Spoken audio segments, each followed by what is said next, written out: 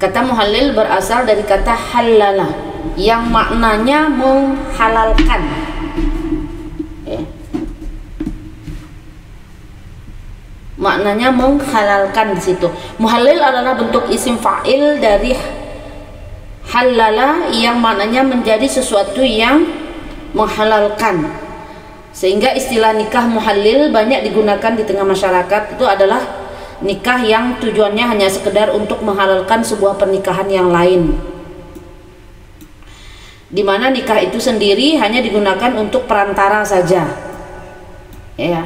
Kasus nikah muhallil ini terjadi dalam bab tolak 3, di mana istri yang telah ditolak untuk yang ketiga kalinya itu akan kembali dinikahi, sementara aturan baku dari syariat Islam mengharamkan untuk menikahi kembali istri yang telah ditolak untuk yang ketiga kalinya. Nah, untuk itu agar boleh dinikahi kembali maka diaturlah sebuah sandiwara di mana ada laki-laki yang bersedia untuk menikahi wanita tersebut.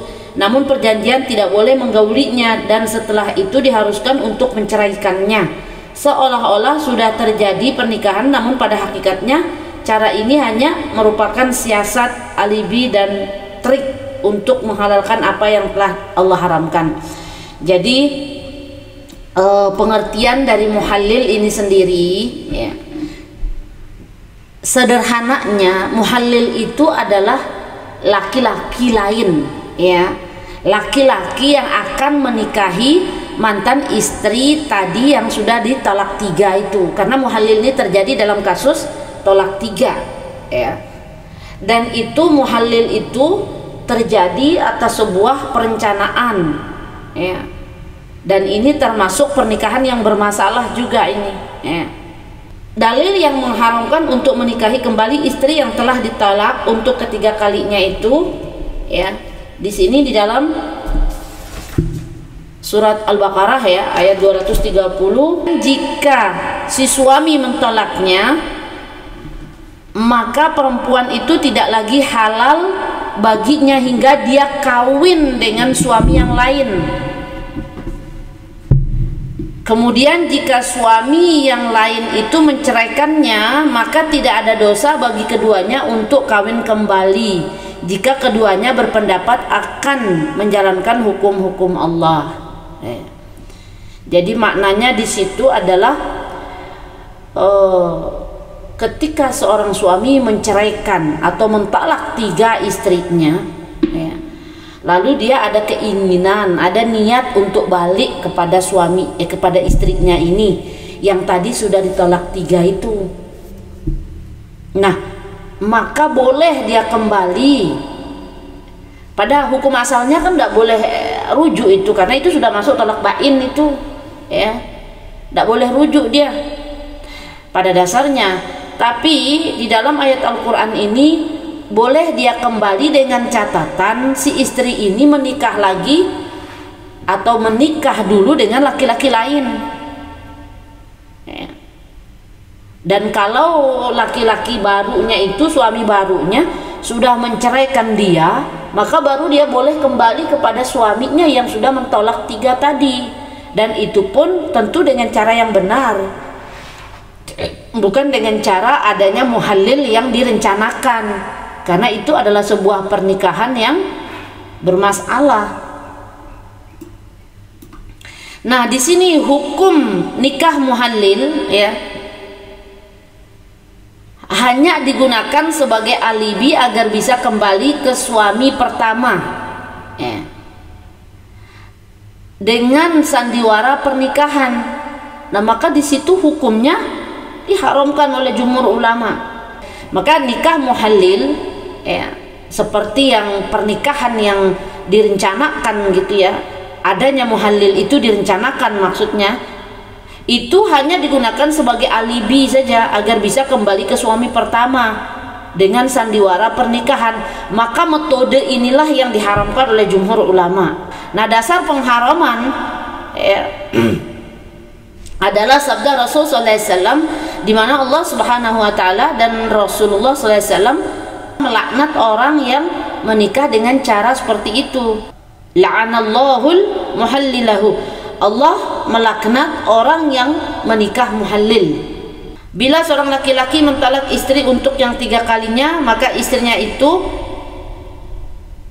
tidak halal lagi baginya hingga istrinya itu menikah dengan suami yang baru, sehingga masing-masing merasakan usailah pasangannya. Artinya kalau dilihat secara hukum ya di sini, maka para ulama jumhur ulama pada umumnya ya mengharamkan pernikahan yang dengan adanya muhallil sebagai sandiwara pernikahan atau direncanakan. Itu maksudnya di situ ya. Bila seorang suami yang telah mentalak istrinya 3 kali lalu berkeinginan menikah lagi dengan istri yang sudah ditolak tadi ya, maka hukumnya sudah tidak mungkin lagi ya untuk selama-lamanya. Artinya sudah tidak bisa rujuk kembali. Hal itu karena sebelumnya dia sudah pernah mentolak istrinya 2 kali. Nah, lalu tambah 1 kali lagi sudah mencukupi 3 kali. Maka untuk yang ketiga kalinya itu dia dihukum untuk tidak bisa kembali ya kepada istrinya itu ya. Ketentuan ini ditetapkan dalam syariat ya. Artinya ditentukan dalam syariat Islam setelah sebelumnya di masa lalu seorang suami bisa mentalak dan merujuk istrinya hingga berpuluh-puluh kali, sehingga pihak istri selalu dirugikan. Maka untuk itu adanya kepastian hukum, syariat Islam memberi batasan tentang talak yang masih bisa dirujuk, yaitu hanya perceraian 2 kali saja. Artinya talak 2 kali saja itu bisa dirujuk. Bila setelah itu ditolak lagi, maka setelah itu suaminya tidak boleh lagi menikahinya untuk selama-lamanya. Dasar bahwa batasan talak yang bisa dirujuk itu hanya untuk 2 kali saja ya. Allah Subhanahu wa taala berfirman di dalam surat Al-Baqarah ayat 223, At-talaqu marratani fa imsakun bima'rufin aw tasrihun biihsan. Talak 2 kali yang boleh rujuk lagi dengan cara yang ma'ruf atau menceraikan dengan cara yang baik. Kalau ada seorang suami ya berantem tahun pertama ya, terucap cerai di situ ya. Terucap cerai, berantem, aku ceraikan kamu. Nah, jatuh tolak 1 itu ya. Setelah itu dia rujuk lagi ya. Rujuk dia karena baru jatuh tolak 1 di situ.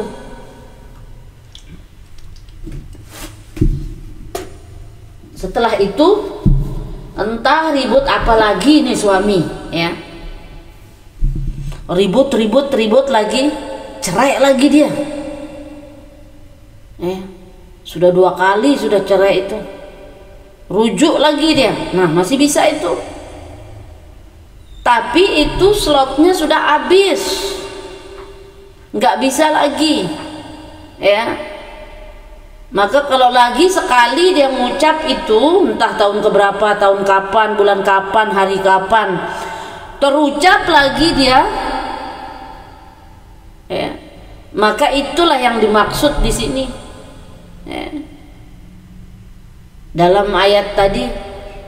Karena yang ketiganya sudah tidak bisa rujuk lagi karena hanya 2 aja di situ.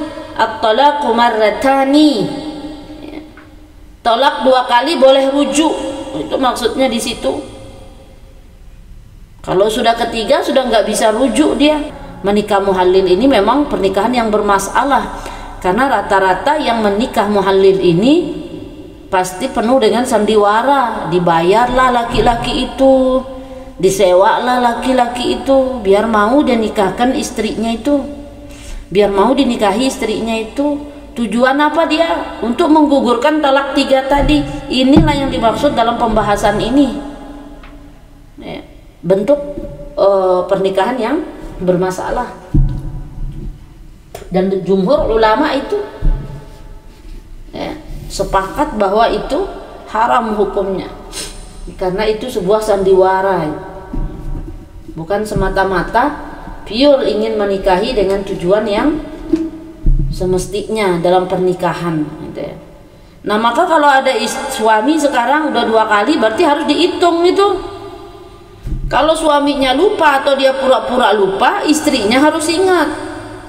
Kalau istrinya lupa, pura-pura dia lupa, suami harus ingat, karena salah satu harus ada yang ingat itu, karena itu hal yang penting, nggak bisa diabaikan hal-hal semacam itu ya. Aku lupa, pakai alasan lupa aja ya. Itulah kenapa banyak rumah tangga itu panas kayak neraka ya, karena rumah tangga dilaknat Allah di situ. Ternyata dia sudah jatuh talak 3 tapi masih terus bersama ya, sadar tak sadar, sengaja tak sengaja, itu rumah tangganya panas saja, itu macam neraka. Dia belum dapat neraka yang asli itu, masih asap-asapnya itu, panas saja bawaannya ya. Sehari happy gitu kan ya, 5 hari kayak neraka, besoknya ya tanggal muda happy gitu kan, tanggal tua kayak neraka gitu ya. Kalau rumah tangga yang dinaungi rahmat oleh Allah itu, sakinah mawaddah warahmah itu, dia mau tanggal tua kayak tanggal muda kayak sama aja, nggak ngaruh. Itu rumah tangga yang dinaungi rahmat oleh Allah itu nggak ngaruh, nggak akan jadi ribut, nggak berantem.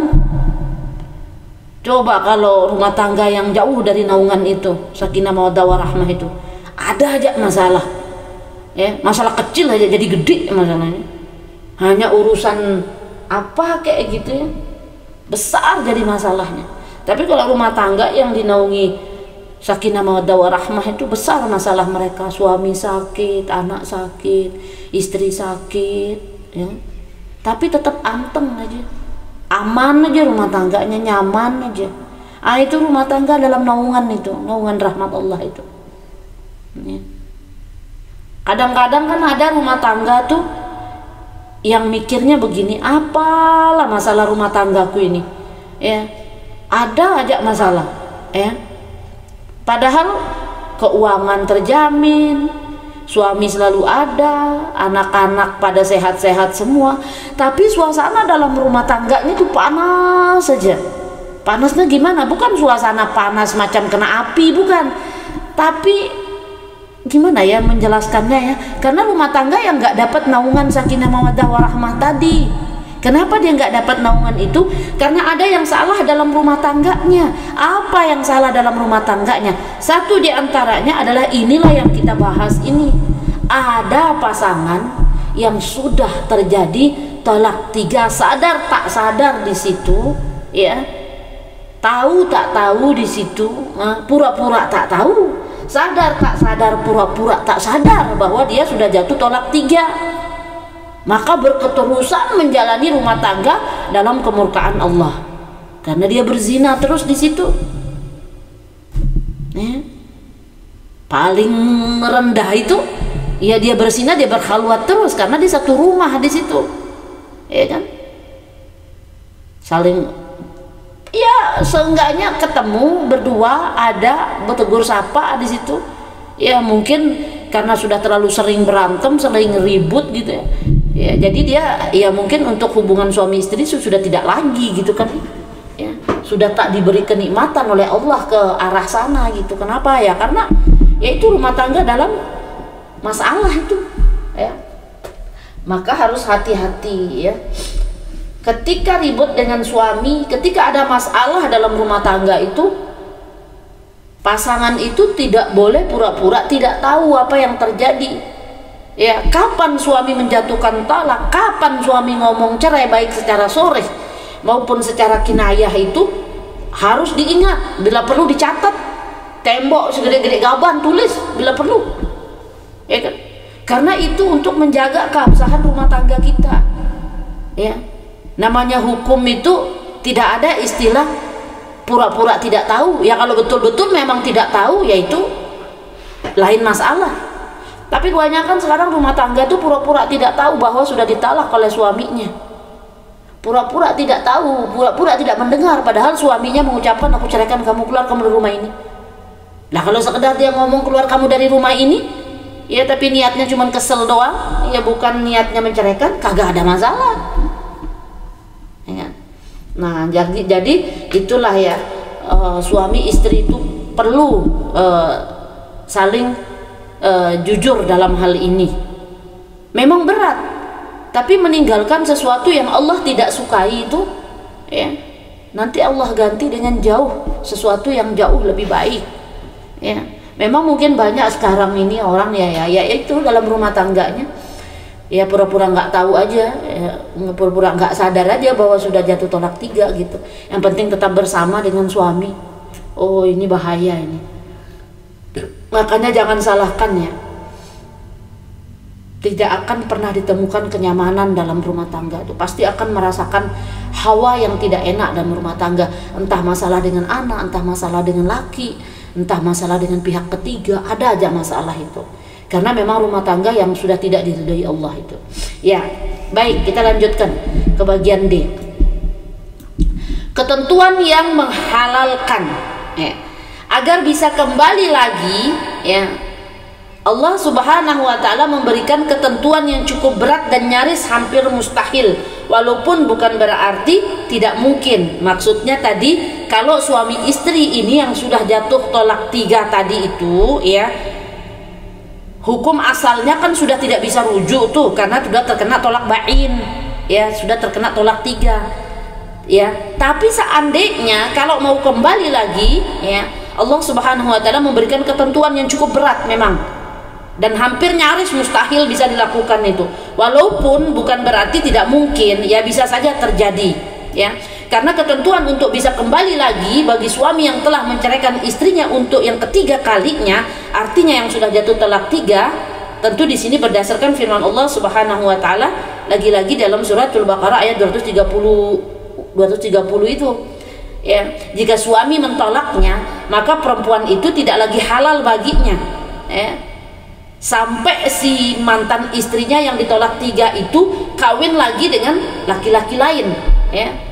Kemudian suaminya yang baru, mantan istrinya yang ditolak 3 itu tadi, menceraikan dia baik-baik, ya, menceraikan si mantan istrinya tadi tuh, ya maka tidak ada dosanya bagi keduanya untuk kawin lagi. Artinya tidak ada dosa, tidak ada larangan untuk si suami istri yang sudah terjatuh talak 3 tadi itu untuk kembali. Kenapa? Karena si mantan istrinya tadi sudah sempat menikah dengan laki-laki lain dengan cara yang ahsan, dengan cara yang baik, bukan dengan cara sandiwara, ya. Dan dia juga akan berpikir, si suami istri ini, bahwa ketika nanti rujuk dengan kembali dengan mantan istrinya ini, dia akan bisa menjalankan hukum-hukum Allah. Tapi kalau nggak bisa, ya buat apa? Hal yang sangat lucu kalau ada seorang perempuan mau kembali pada laki-laki yang sudah menjatuhkan talak 3 dia. Karena kalau sudah seperti itu akan terulang lagi, kayak gitu lagi nanti, ya. Paling jelek laki-laki itu kalau dia nggak bisa menahan dirinya dari ucapan tolak cerai tadi itu. Jelek banget laki-laki seperti itu, ya. Maka pertanda laki-laki yang baik itu, ya salah satunya, ya, laki-laki itu semarah apapun, ya, si suami ini semarah apapun dia, tapi untuk permasalahan cerai itu dia mampu mengendalikan emosinya, ya. Lebih baik dia pergi kemana gitu, khawatir nanti dia terucap kalimat yang fatal itu, artinya menceraikan itu. Bahkan sebagai laki-laki yang baik, kadang-kadang diingatkan istrinya, berhenti kamu cerewet, berhenti kamu ngomel-ngomel, merepet mulu kamu, nanti kebablasan aku ngucap yang enggak. Ya, kadang-kadang suami yang baik yang ngingetin istrinya kayak gitu. Ya, berbeda kalau laki-laki yang enggak baik, udah enggak ada a i u e o bagi dia.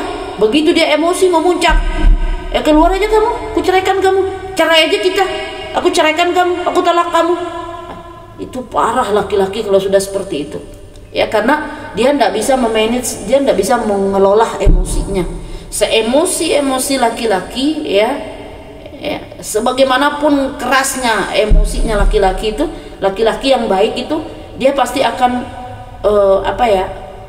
menjauhkan diri lah ya dari ucapan-ucapan yang fatal seperti itu. Artinya tidak ada lagi ucapan yang fatal selain itu. Ayo, apa kira-kira ucapan ini secara verbal ya, kita nggak bicara fisik ya, verbal ya, apalagi ucapan yang fatal ya dari seorang laki-laki, kecuali ucapan cerai.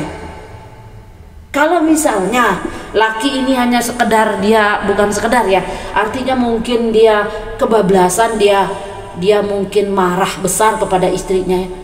Otak kamu nih kamu taruh di mana? Kan itu cuma sebenarnya kan kasar juga tuh kan, bahasa kepada istri seperti itu. Atau apalah ya, kalimat yang lebih kasar daripada itu misalnya. Ya. Tapi ternyata ada yang lebih fatal. Apa dia? Ucapan cerai dari seorang suami. Nah, kalau udah keluar ucapan itu tidak bisa ditarik kembali. Kalau ucapan yang lainnya yang tidak akan berpotensi ya merusak keabsahan pernikahan itu masih bisa dengan ucapan maaf. Ya kan? Masih bisa ditebus dengan ucapan maaf. Contoh, ada seorang suami ini marah-marah nih. Kamu ini perempuan apaan sih kamu ini? Udah saya bilangin kamu jangan taruh di sini. Karena itu sebenarnya kan kasar juga kan. Tapi kan kalimat seperti itu tidak fatal. Kenapa? Karena penebusnya tuh nanti bisa dengan maaf. Coba kalau sekarang marah suami ini, aku ceraikan kamu. Bisakah untuk menebus itu dengan kata maaf? Tidak bisa. Maka tidak ada kalimat dan kata yang fatal selain kalimat cerai dari suami. Maka suami yang baik itu dia akan menghindarkan dirinya dari ucapan, menjauhi dirinya lah ya, menjaga dirinya ya dari ucapan-ucapan yang fatal tadi, karena itu tidak bisa ditebus. Mau ditebus pakai apa kira-kira? Kalau ucapan yang lain masih bisa ditebus dengan maaf. Tapi kalau sudah keluar ucapan talak, karena ada juga laki-laki kan merepet bininya nih, nggak kuat deh dengar repetan bininya nih. Ya, naik emosi dia laki ini, keluar kata cerai. Ya kalau lakinya pintar mengelola emosi ya, kadang-kadang diingetin bininya, udahlah stop kamu bicara karena nanti fatal kalau kamu masih merepet lagi. Kadang-kadang kan puncaknya laki ini kan ya, puncaknya laki itu kadang-kadang gini, ayo jangan kamu merepet lagi, jangan kamu ngoceh cerewet lagi. Karena apa? Nanti kalau saya nggak tahan, kalau kamu masih merepet lagi, fatal nanti apa yang saya ucapkan. Itu udah ngarah-ngarah ke sana itu ya, ngeri-ngeri sedap itu kalau udah kayak gitu. Woi, kita bini kalau betul takut, bener takut sama Allah ya, bergetar kita, diam kita, nggak lagi kita merepet. Wih, udah ngeri banget dah kalau suami udah ngomong gitu kan, misalnya kayak gitu ya contohnya. Jadi ya karena apa? Ya lagi-lagi seperti yang saya katakan tadi, kita memang harus jujur pada Allah, jujur pada diri sendiri. Ingat, suami pernah berucap tolak atau tidak? Suami lupa atau dia pura-pura lupa, istri tidak boleh lupa. Karena harus ada salah satu yang mengingat. Nggak boleh sama-sama lupa atau sama-sama pura-pura lupa. Ya. Nggak ada istilah, oh aku lupa, aku udah berapa kali ya diceraikan sama suamiku. Nggak bisa. Karena tentu harus ada salah satu yang mengingat. Begitu kata ulama kita. Nah, jadi tentang ketentuan menghalalkan ini bukan berarti tidak bisa dihalalkan kembali istri yang sudah dia tolak 3 tadi. Bisa ya, tapi memang ketentuan cukup berat dan nyaris hampir mustahil ya. Tapi tentu tetap masih bisa ya. Bagaimana caranya? Kembali ke dalilnya surat Al-Baqarah ayat 230 tadi. Maka para ulama menetapkan bahwa hal itu bisa saja terjadi asalkan terpenuhi syarat. Ya. Sekali lagi, istri yang sudah ditolak 3 tadi pada hukum asalnya dia tidak boleh rujuk karena sudah jatuh tolak 3. Yang boleh rujuk itu hanya jatuhnya tolak raj'i saja. Ya. Karena di dalam Al-Quran suratul Baqarah ke atasnya lagi 229, at-talaqu marratani. ya. Tolak itu yang boleh dirujuk itu hanya yang 2 kali itu saja. Jadi kalau tolak sudah jatuh yang ketiga, maka dia sudah tidak bisa rujuk. Itu tuh hukum asalnya. Nggak bisa dia rujuk lagi dengan istrinya yang sudah ditolak 3, ya. Tapi di sini seandainya dia ingin kembali dengan istrinya yang sudah ditolak 3 itu, tentu memang bisa, tetapi ketentuan cukup berat, nyaris hampir mustahil.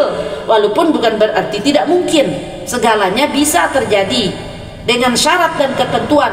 Pertama, istri mesti menikah terlebih dahulu.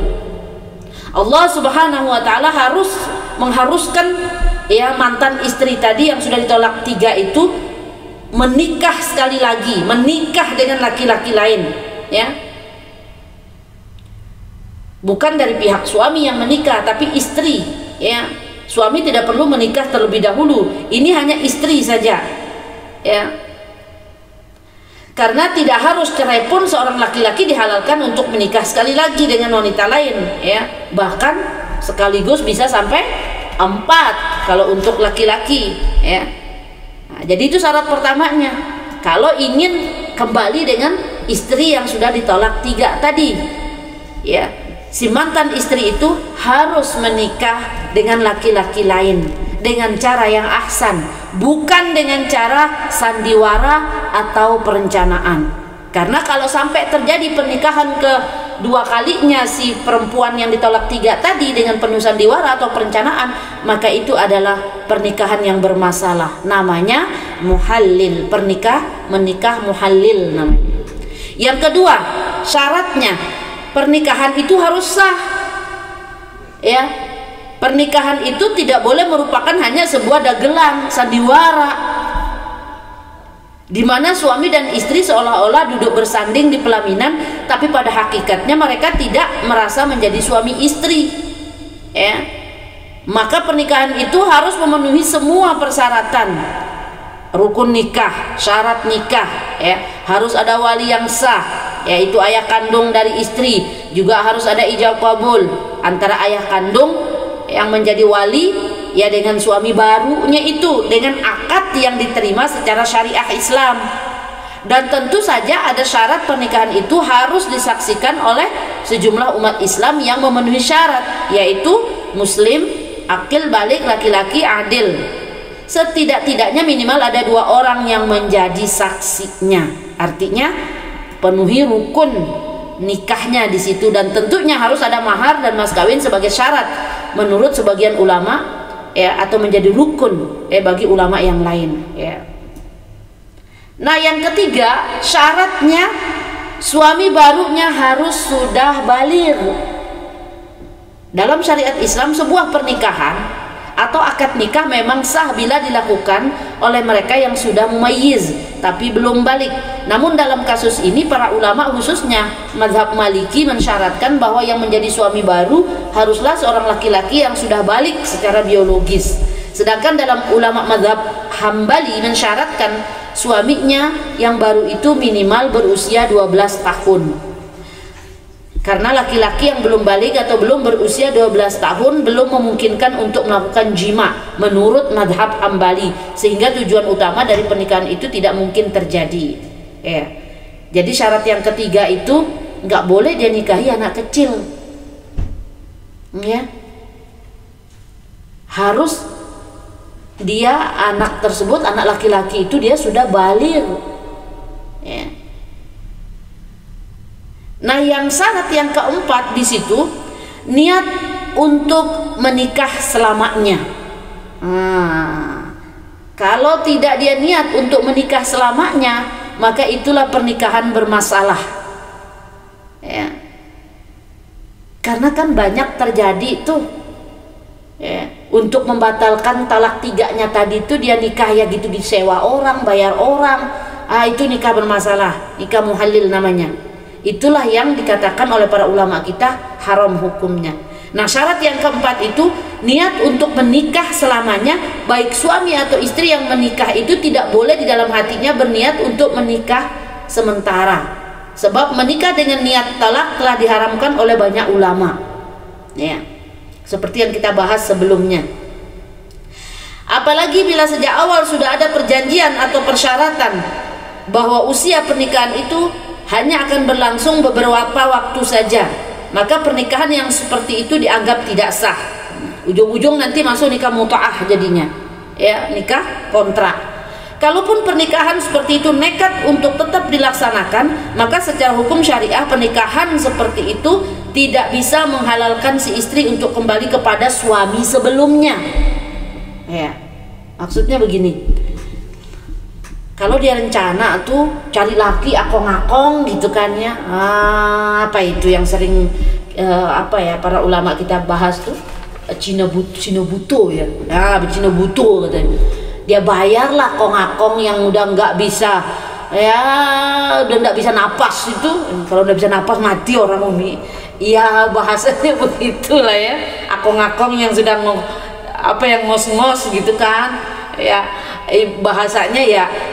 Kebayang si suaminya ini udah nggak bisa digauli bini saya, mikirnya begitu kan, nggak bisa digauli bini saya, saya bayar aja si kakek-kakek nenek-nenek kakek-kakek akong-akong ini gitu, yang sudah peot-peot tua bangka ini gitu kan ya. Itu kan berarti pernikahan sandiwara itu, ya, pernikahan yang direncanakan. Itulah yang dimaksud para ulama kita itu nikah muhalil, haram hukumnya, ya, tak boleh, ya. Apalagi kalau sampai dia niatnya ya udah sementara doang gitu kan ya, entar juga abis itu ya udah dicerai gitu. Tak ada bedanya nanti di mut'ah jadinya, ya, kontrak, kawin kontrak, ya. Sepakat ulama mengharamkan nikah kontrak itu setelah turunnya ayat tentang pengharamannya, ya. Setelah turunnya pelarangan tentang nikah kontrak gitu kan. Nah, jadi di situ kalaupun pernikahan nekat dia lakukan, maka secara hukum syariah pernikahan seperti itu dia bisa menghalalkan si suami ini untuk kembali lagi ke si istrinya tadi gitu ya, karena penuh dengan perencanaan gitu. Nah, begitu pula dengan syarat yang kelima, ya, mesti dia melakukan hubungan suami istri, ya. Kali ada sekarang, ya, dia bayar orang, dia bayar akong-akong, dia bayar kakek-kakek jompo tadi, yang penting akad nikah sama istri saya. Nggak bisa dia berhubungan seksual.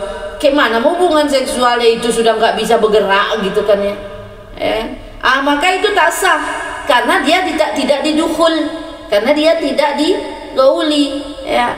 Maka syarat yang kelima itu harus melakukan hubungan suami istri, ya. Karena yang dimaksud dengan menikah itu bukan sekedar akad atau ijab qabul saja, ya, melainkan harus melakukan hubungan suami istri secara sah. Maksudnya bukan sekedar bercumbu atau melakukan mula'abah, ya. Mula'abah itu ya sekedar ya begitu-gitu bersenang-senang doang gitu kan.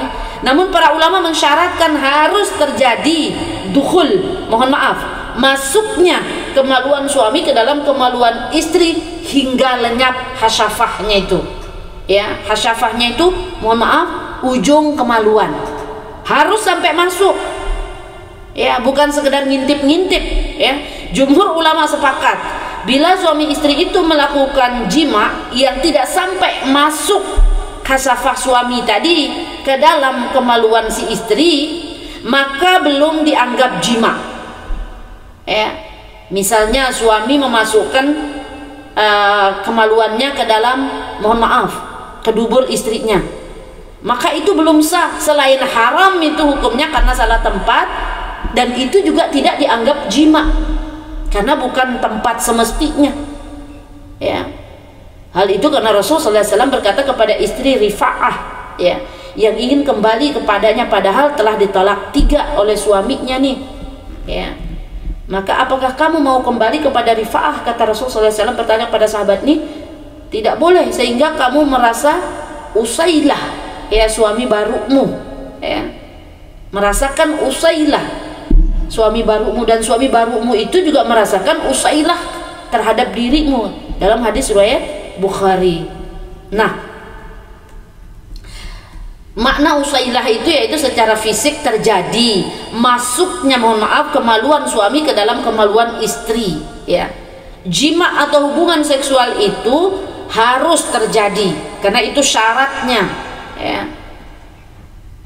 Artinya itu masuk syarat kelima. Bila suami istri itu, ya, tidak melakukan hal itu lalu mereka bercerai, maka pernikahan itu tidak membolehkan istri ini kembali kepada suaminya yang sebelumnya tadi, karena tidak sah, tetap hukumnya haram, tak boleh karena belum memenuhi syarat. Nah, sekarang di dalam syarat yang kelima ini artinya harus terjadi dukhul, ya, harus terjadi hubungannya suami istri, ya. Pertanyaannya, apakah harus sampai keluar air mani? Ya. Jadi meski jumhur ulama tidak mensyaratkan, ya, jumhur ulama tidak mensyaratkan sampai keluar air mani gitu ya. Yang penting bagian hasafah suami itu masuk ke dalam kemaluan istri, ya. Jumhur ulama tidak mensyaratkan harus sampai keluar air mani. Namun Al Hasan Al Basri malah mensyaratkan harus sampai keluar air mani. Berarti harus sama-sama mereka menikmati itu, ya. Sehingga bila jima itu terjadi hingga masuk, tetapi suami tidak sampai mengeluarkan maninya di dalam rahim istrinya itu, maka jima itu dianggap tidak pernah terjadi dan belum menghalalkan istri itu bila diceraikan untuk kembali kepada suaminya yang sebelumnya. Itu menurut Hasan Al Basri. Tapi menurut jumhur ulama, ya, tidak harus mensyaratkan sampai keluar air maninya, tapi cukup dengan hasafah suami itu, mohon maaf, ujung kemaluan suami itu setengahnya masuk, ya, ke dalam farji istrinya, maka itu sudah dianggap sebagai jima, ya. Tetapi ada pendapat yang menyendiri dalam hal ini, ya. Pendapat yang menyendiri ada juga, yaitu dari Sa'id bin Al-Musayyib, ya.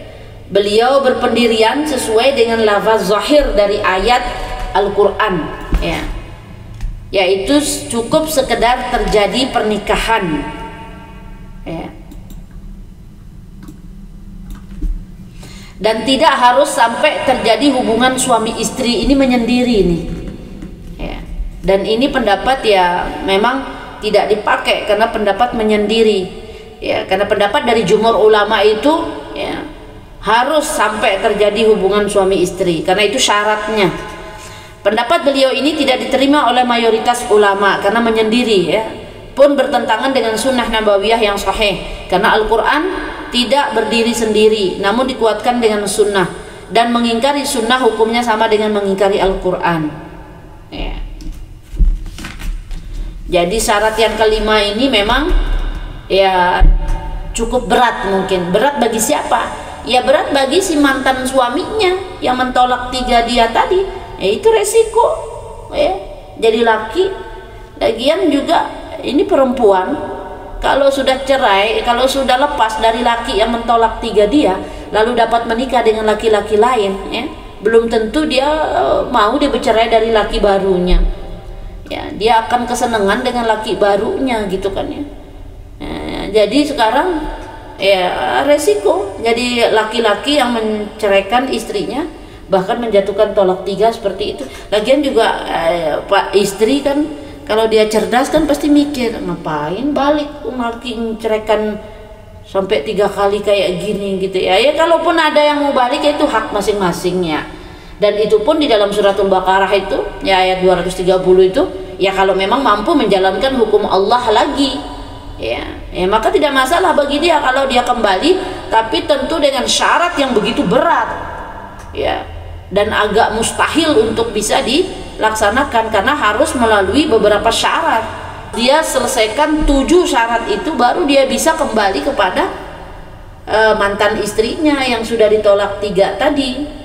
Apalagi kalau sudah berhubungan dengan syarat yang kelima, ini memang cukup berat. Ini berat bagi siapa? Ya berat bagi si mantan si suaminya ini yang menunggu istrinya diceraikan oleh suami barunya gitu kan, ya. maka ya cukup berat bagi dia gitu kan. Tapi mau nggak mau dia harus menjalankan itu karena itu adalah syarat dan ketentuannya. Ya kalau nggak dia jalankan syarat ketentuan itu, ya maka memang dia tidak boleh untuk kembali kepada istrinya itu. Tapi yang jelas ya, yang jelas kalau sudah jatuh talak 3 itu ya memang berat ya. Lebih baik ya tidak usah berpikir untuk kembali karena memang birokrasinya sangat menjelimet dan syarat ketentuannya sangat berat ya. Lebih baik masing-masing saja ya mencari kebahagiaan sendiri. Mau nggak mau memang begitu konsekuensinya ya.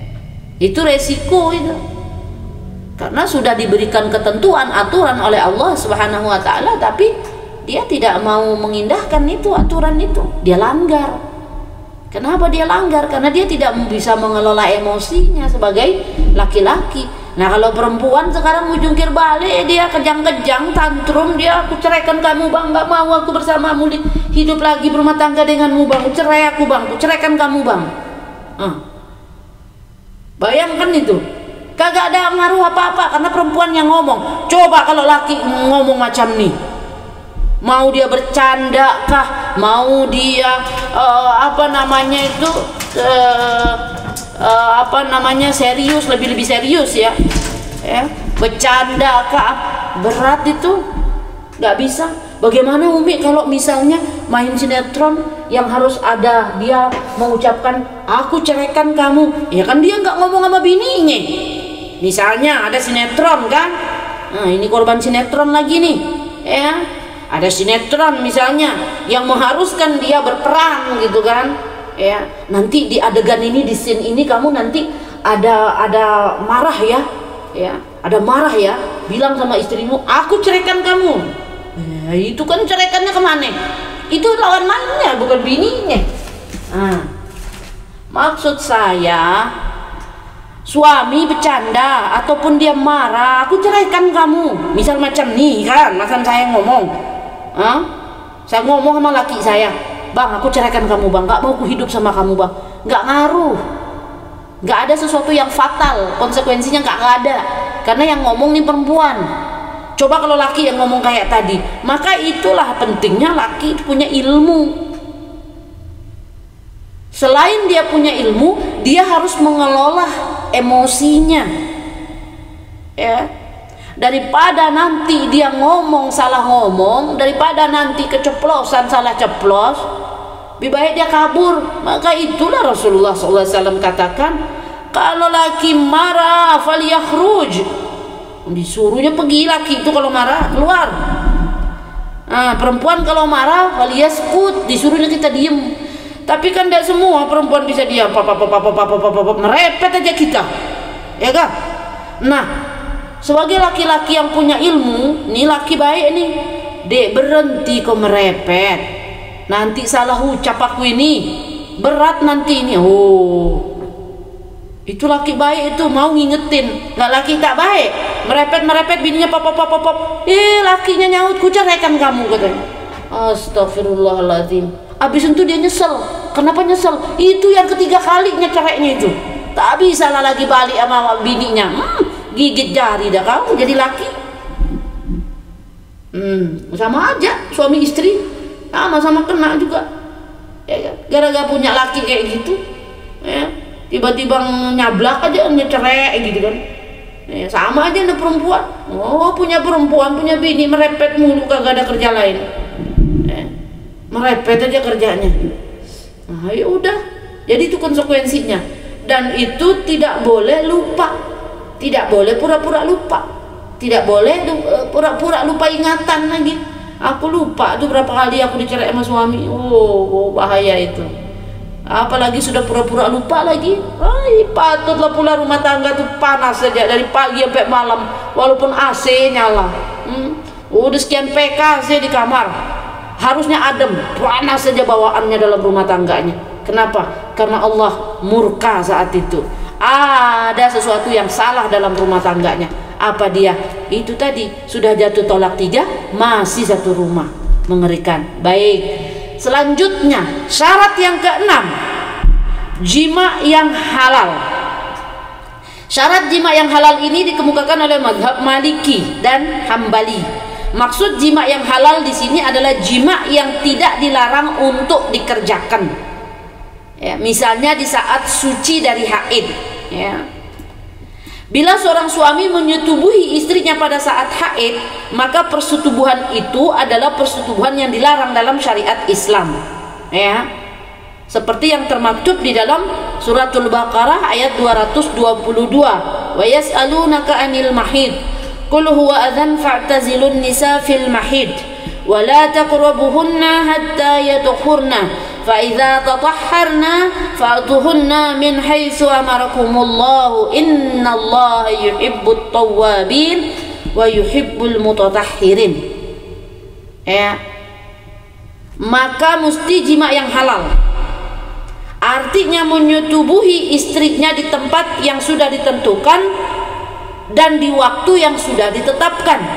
Haram menyetubuhi istri itu di saat dia sedang haid atau nifas, atau tidak mungkin nifas karena dia baru nikah ceritanya. Ya, haram dia setubuhi istrinya yang sedang haid. Ya, mungkin baru habis nikah, istri sedang datang bulan, sabar aja dulu, ya kan? Kalau belum sampai dia digauli, ya maka berarti nggak sah itu nanti, ya, pernikahan tersebut kalau dia ingin kembali ke suaminya yang lama gitu, karena belum digauli. Sabar aja dulu, 7 hari dia haid, 7 hari habis itu baru digauli, dan mesti digauli di tempat yang semestinya. Begitu perintah di dalam surat Al-Baqarah ini, dan itu makna jima yang halal. Maka dalam pandangan kedua mazhab ini, yakni mazhab Maliki dan Hambali, bila persetubuhan dilakukan di masa haid, hukumnya belum dianggap sah. Dan bila wanita itu diceraikan, belum sah untuk dia kembali kepada suaminya sebelumnya. Ya, karena belum terjadinya persetubuhan. Demikian juga bila persetubuhan itu dilakukan pada siang hari di bulan Ramadan, dan hukumnya haram, terlarang, serta mewajibkan denda kafaroh, atau pada saat beriktikaf di masjid, atau ketika sedang ihram di dalam ritual ibadah haji. Semua adalah termasuk jima yang belum memenuhi syarat, alias jima yang dilarang, waktu terlarang. Namun mazhab Syafi'i dan Hanafi tidak mensyaratkan jima itu harus merupakan jima yang halal, sehingga bila suami menyetubuhi istrinya di saat haid, meskipun hal itu dilarang dan haram, ya, namun sudah menggugurkan kewajiban persetubuhan. Dengan demikian persetubuhan itu sudah membolehkan istri bila dicerai suaminya untuk kembali ke suaminya yang sebelumnya. Maksudnya begini, karena di sini ada perbedaan ulama, ya.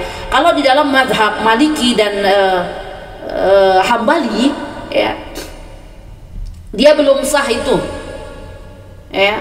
Artinya syarat yang kelima belum terpenuhi, ya.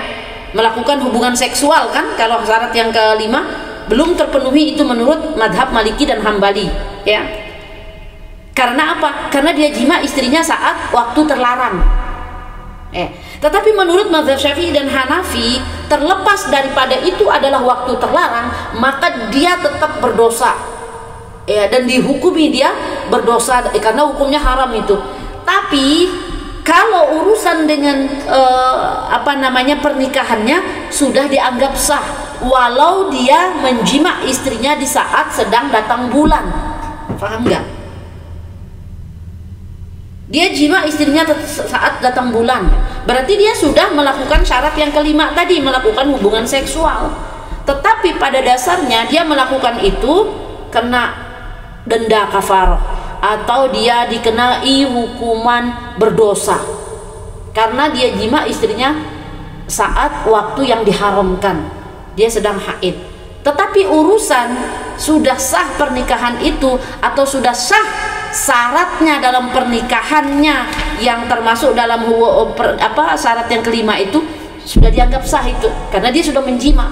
Cuman walaupun dia menjimanya itu di waktu terlarang, maka dia hanya terkena hukuman dia berdosa saja si suaminya ini, dan bahkan dia harus melakukan bayar denda kafarah di situ.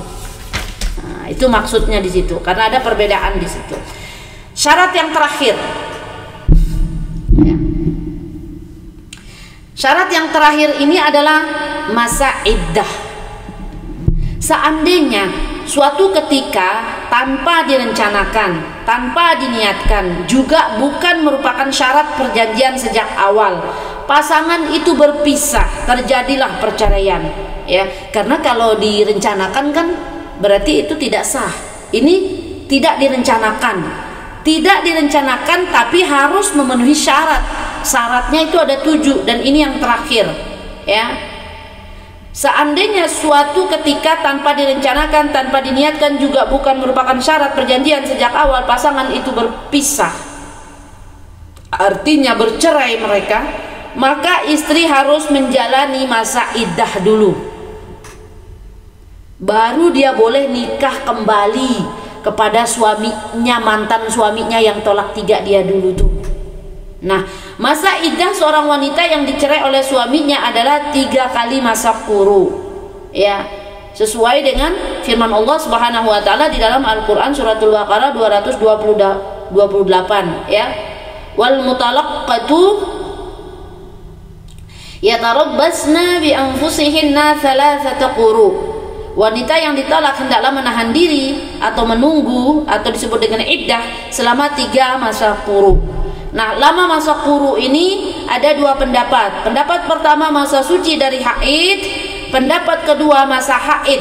Sebagaimana disabdakan Rasul sallallahu alaihi wasallam, dia istrinya beriddah, ya, atau menunggu selama 3 kali masa haid.